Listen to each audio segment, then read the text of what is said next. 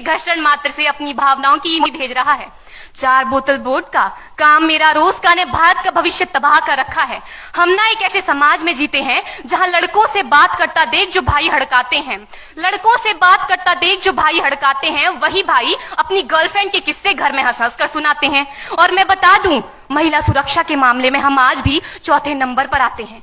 हम ना एक ऐसे समाज में जीते हैं जहां पत्थर की मूरत को लगते हैं 56 भोग और भूखे नंगे तड़पते सो जाते हैं लोग, भूखे नंगे तड़पते सो जाते हैं लोग। मजदूर को मजदूर समझिए, मजबूर नहीं। गरीब को काम दीजिए, दान नहीं। और अगर दान देने के इच्छुक हैं तो जीते जी रक्तदान दीजिए और मरने के बाद अंग दान देकर किसी मरते हुए को जीवन दान दीजिए। यही सच्ची देशभक्ति और यही सच्चा राष्ट्र प्रेम है।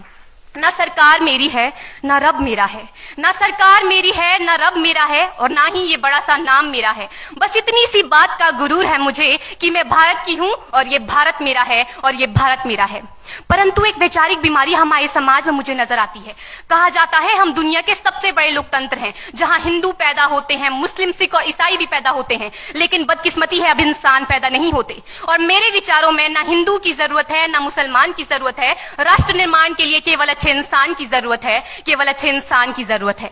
जरा सोच कर देखिए, ये पेड़ पौधे और शाखाएं भी परेशान हो जाएं अगर परिंदे भी हिंदू और मुसलमान हो जाएं।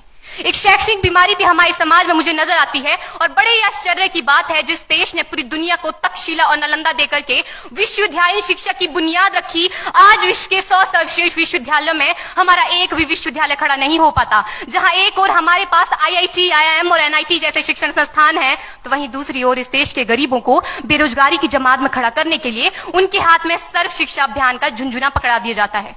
और मैं बता दूं, इस शैक्षणिक बीमारी का केवल एक कारण वो ये कि हमारे देश की शिक्षा नीति केवल 2 तरह के लोगों के लिए बनती है। पहले वो जो विद्वान हैं और दूसरे वो जो धनवान हैं। इसी तरह की कई गजब की बीमारियां हैं, और इन बीमारियों की जो जड़ है ना, वो हमारा अंधविश्वास। और मेरे विचारों में जब तक इस देश का युवा अपनी सफलता के लिए मंदिरों में जा जाकर नारियल फोड़ फोड़ कर भगवान को रिश्वत लगाता रहेगा, हमारे समाज का शिक्षित वर्ग ही बिल्ली के रास्ता काटने पर खड़े हो जाना, अपने धर्म अपनी जाति को ऊंचा मानकर दूसरों के धर्म की अवहेलना करता रहेगा, तब तक ना तो इस देश से अंधविश्वास खत्म होगा और ना ही हमारा राष्ट्र निर्माण संभव होगा। हमारी संस्कृति, हमारी सभ्यता को दुनिया ने शीश नवाया है, तो क्यों आस्था के नाम पर हमने अंधविश्वास फैलाया है? मेरे विचारों में हमारा राष्ट्र निर्माण तब संभव होगा जब इस देश में महिलाओं की पूजा नहीं, उनकी इज्जत की जाएगी। राष्ट्र निर्माण तब संभव होगा जब हम जाति का आरक्षण नहीं बल्कि सामाजिक सशक्तिकरण पर बात करेंगे। राष्ट्र निर्माण तब संभव होगा जब स्वच्छता अभियान में केवल सरकार नहीं बल्कि सड़क पर चलने वाला हर एक नागरिक हाथ बंटाएगा, स्वच्छ भारत स्वस्थ भारत को दिल से अपनाएगा। असल मायने में हमारा राष्ट्र निर्माण तब संभव होगा जब एक गरीब बच्चा मध्याह्न भोजन के नहीं बल्कि ज्ञान अर्जन के लिए सरकारी स्कूल की चौखट पर कदम रखेगा। और हमारा राष्ट्र निर्माण तब तक संभव नहीं होगा जब तक एक नागरिक नैतिक रूप से सतीन, चारित्रिक रूप से भ्रष्ट, मानसिक रूप से दिवालिया, धार्मिक रूप से अंधा, राजनीतिक रूप से गंदा, स्वैच्छिक मान मूल्यों के आंकड़ों में जिन्न शिन्न पैपंदमयी अखंड भारत को खंड खंड करता रहेगा। तब तक हमारा राष्ट्र निर्माण संभव नहीं होगा। बड़ी बड़ी बातें नहीं, छोटी छोटी कोशिशें करनी होगी, क्योंकि ठोकर हमें पहाड़ से नहीं पत्थरों से लगा करती है।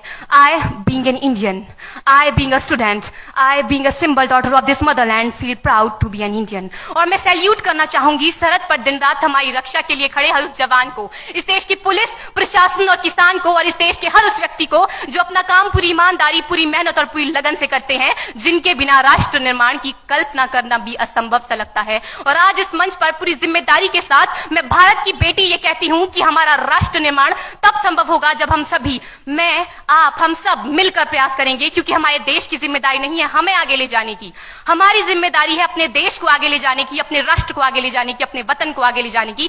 तो अंत में मैं बस यही कहना चाहूंगी, मेरा हिंदुस्तान महान था, महान है, महान रहेगा। मेरा हिंदुस्तान महान था, महान है, महान रहेगा। होगा हौसला सबके दिलों में बुलंद तो एक दिन पाकिस्तान भी जय हिंद कहेगा। पाकिस्तान ही क्यों, सारा जहान जय हिंद कहेगा, क्योंकि सारे जहां से अच्छा हिंदुस्तान हमारा, सारे जहां से अच्छा हिंदुस्तान हमारा, हम बुलबुलें हैं इसकी, ये गुलिस्तान हमारा, ये गुलिस्तान हमारा। जय हिंद, वंदे मातरम।